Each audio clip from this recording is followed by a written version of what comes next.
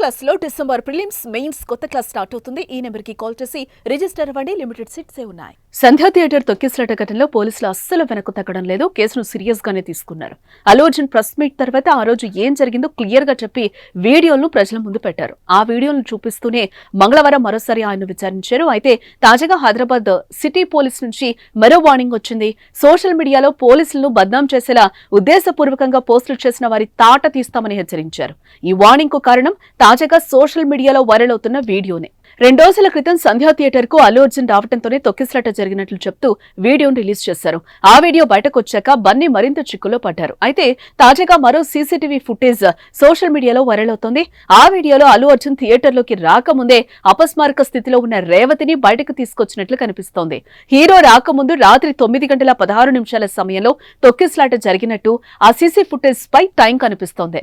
దీంతో అల్లు అర్జున్ ఫ్యాన్స్ నెటిజన్లు అల్లు అర్జున్ రాకముందే తొక్కిసలాట జరిగిందని పోలీసులదే తప్పు అన్నట్టు కామెంట్స్ చేస్తున్నారు. దీంతో పోలీస్ శాఖ వైరల్ అవుతున్న ఆ వీడియో ఫేక్ అని తెలుపుతూ అలాంటివి పోస్ట్ చేసిన వారికి వార్నింగ్ ఇచ్చింది. సంధ్యా థియేటర్ తొక్కిసలాట ఘటనపై సోషల్ మీడియాలో ఎవరైనా తప్పుడు సమాచారం ప్రజలను అపోహలకు గురి చేసేలా వీడియోలు పోస్ట్ చేస్తే కఠిన చర్యలు తీసుకుంటామని హెచ్చరించారు.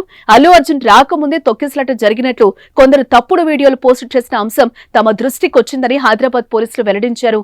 ఇలా ఎడిటెడ్ వీడియోలు వైరల్ చేస్తే కఠిన చర్యలు తీసుకుంటామని అంటున్నారు.